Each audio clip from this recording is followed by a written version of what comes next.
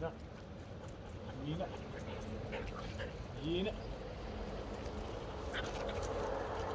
Skewer. Of course, Skewer needs an extra reminder. Jenna. Jenna. Jenna. Jenna. Jenna. Hey, Jenna. Jenna. Oh. Good. People can still pass us. There we go. This is the spot. Here we're going to rig up the team, get them out of the trailer, put them in front of the car, and just see where this goes. I can see a little bit of the road already on the map. Don't know if you can see it here. Doesn't say anything about possible obstacles like gates and, you know, ferrist. What's a ferrist in English? It's like the thing that you use to not have the sheep cross over into another area. But the good thing about the car is we can stop and put the dogs back in the trailer if it doesn't work. So let's do it.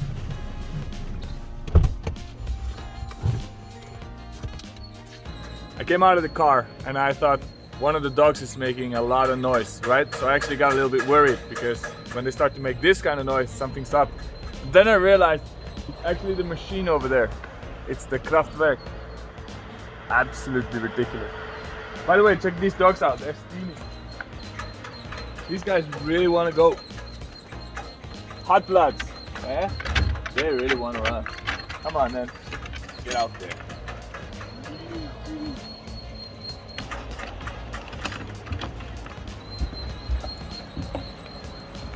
Sahara is in the trailer now. Hey, Sahara.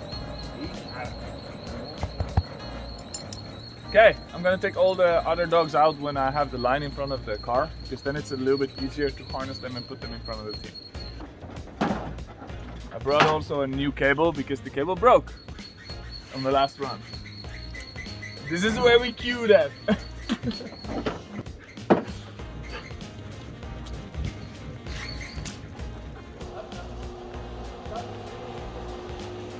Saga.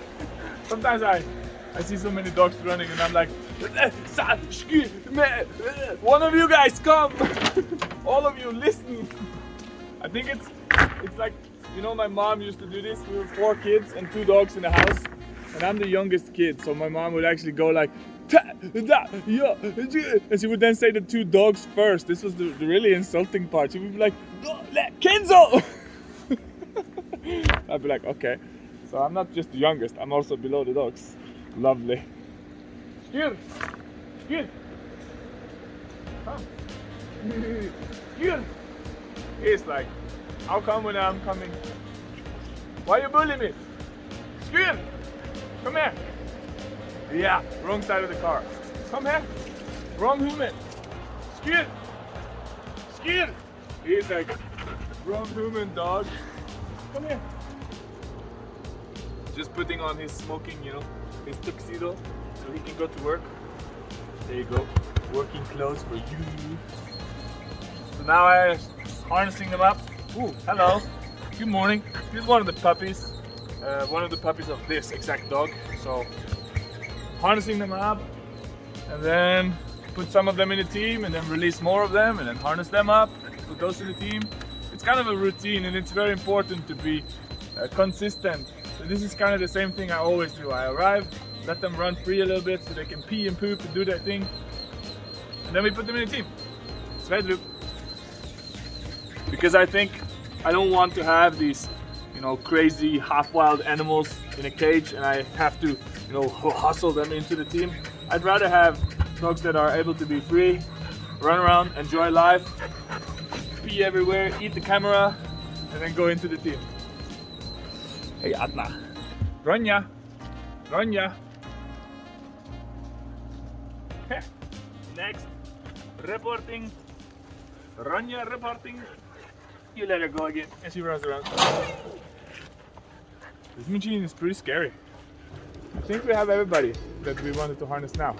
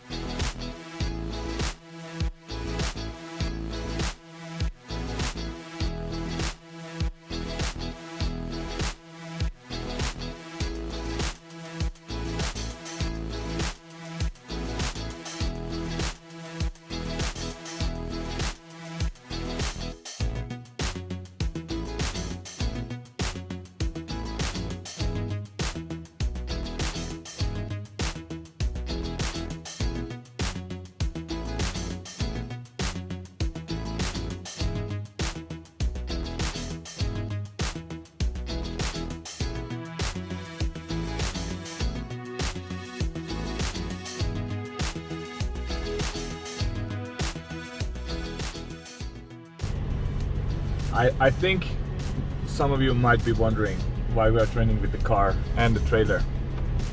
And I would love to explain that.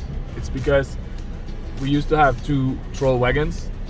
And a troll wagon is about as ugly as it sounds, right? It's a totally yellow, high visibility wagon with ATV brakes that allows a musher to train the dogs without using an engine. So it's eco-friendly, it's nice for the terrain, it doesn't disturb anything, and it has decent brakes. One of them sadly got stolen during the summer. We don't really know why, and it's kind of a shock in the dog world as well, because nobody does that usually. And the other one currently struggles with the brakes, so we have pretty bad brakes.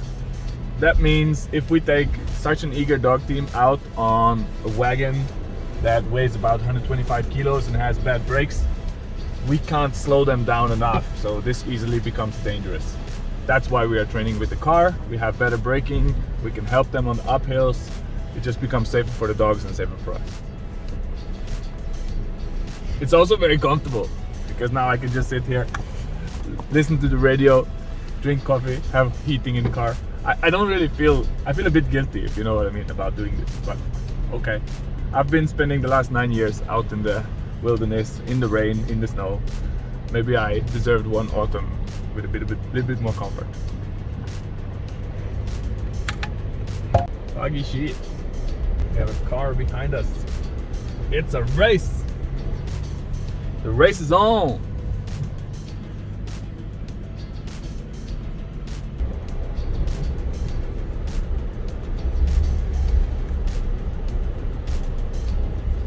Stop! Stop! I'm just gonna let this guy pass. Stop! Nej! Line out! Line out! Klar der! Hey! Gå til side. Ja. Line out! Klar der!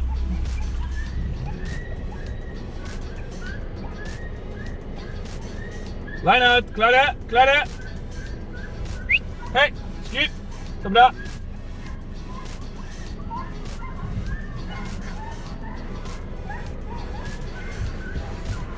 Dude, look at the steam on these guys, they are just steaming.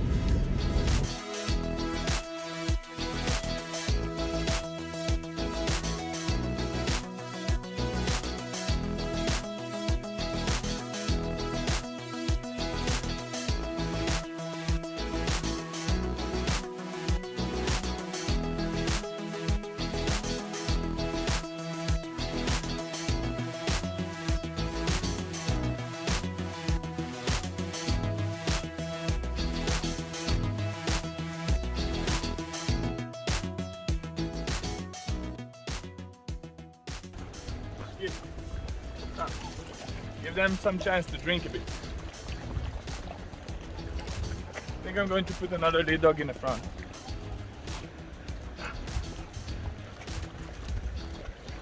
Good. Huh?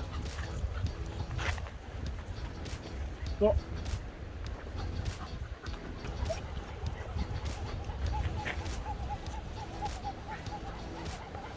Skuro always wants to be in the front, so now I take him out.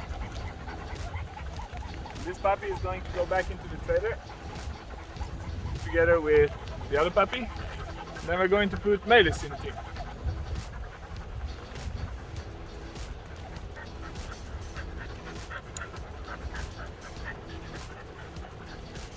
I can't take the harness off because he's licking me so much. French kisses from the doghouse. These puppies are just 1 year old, so they cannot run quite as far. They get a bit of a free time now. Look at this though. Jesus. It's autumn training. Trying to get the dogs to get into shape for the winter time. Also training the race team at the same time as training some puppies. So we got some puppies running loose. Just switching around some dogs. Everybody is in really good shape. At the moment we're training about 28 kilometers up to 36 maximum. Trying to get as much elevation as we can. You can see the trail goes pretty steep up. It has been going steep up straight from the start. And on the way back it will be going mostly downhill. So we'll put the car in neutral and just roll after them.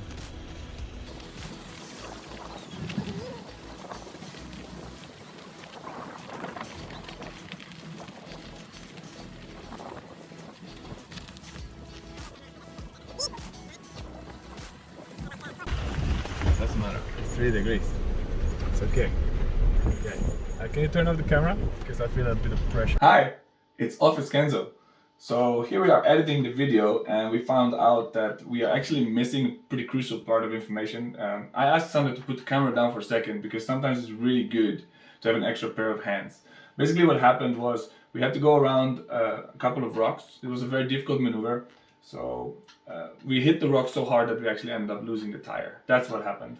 Anyway, let's go back to the video.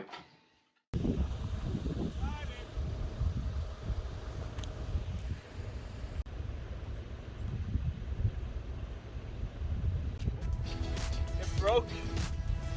The actual bolts broke and now it's really hot. There's been so much friction. The wheel is really warm. Look at the steam coming off of that thing. Okay, so here's what happened, right? It broke. I am not a mechanic, but my research leads me to believe that it broke. It's really hot. So now we got the wheel back. We'll probably fix this later. It's time to continue training. The whole motto of driving dogs is just keep moving forward. Never give up. Whether you lose your wheels, keep going. Whether you lose dogs. Wait, we don't lose dogs. Just keep going.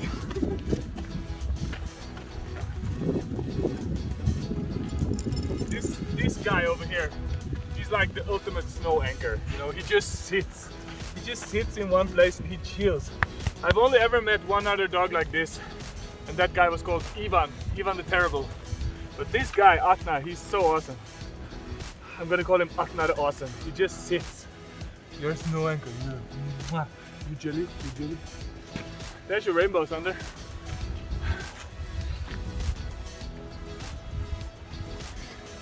So now we just need to put the horn there, and then we got rainbow and unicorn.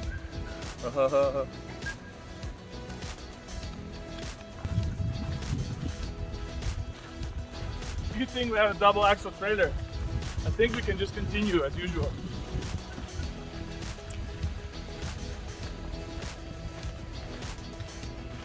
Let's just make sure we don't lose anything here. Wow, that got pretty slow. It's not as bad as it looks though, because you see the actual frame is fine. It's just that the braking caliper did not like that so much. Let's take off all the parts that we could lose in the nature. We don't want to ruin nature, right? With our modernized mess. There you go. The rest is pretty stuck, so that's gonna stay. Be responsible. I think we're ready to go. That's the cue, guys.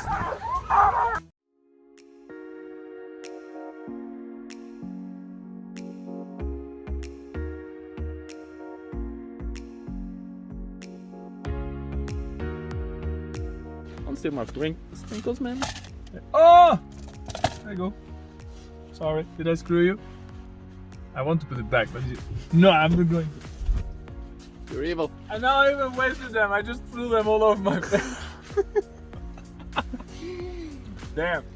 Mission failed.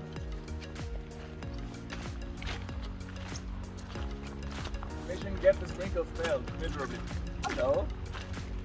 Hello. Boy, everybody did so good. I'm thanking the dogs. Everybody did a very good job, so I'm just saying thanks, and I'm giving them a pat on the head.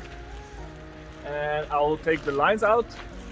So I'll take all the harnesses off, let them run free a little bit so they can pee one more time, and then I'll put them in the trailer. Oops, you just hear oops. Good.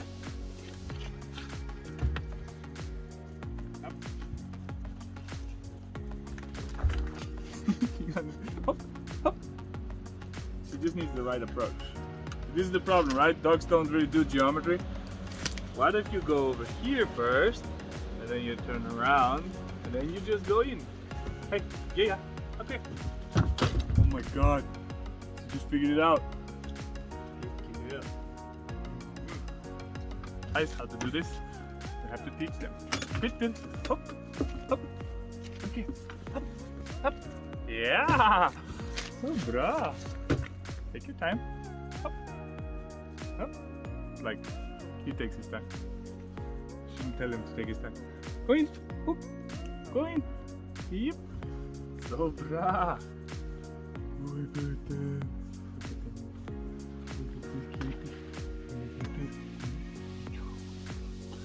Okay, that's all the dogs. Clean up the line. Clean up the harnesses. Time to go home.